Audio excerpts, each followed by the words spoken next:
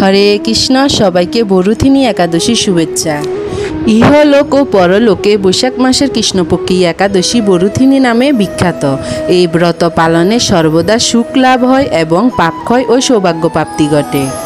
দুর্ভাগা স্ত্রীলোক এই ব্রত পালনে সর্বসৌভাগ্য লাভ করে থাকে। ভক্তি ও মুক্তি প্রদানকারী এই ব্রত সর্বপাপ হরণ এবং গর্ভবাস যন্ত্রণা বিনাশ করে।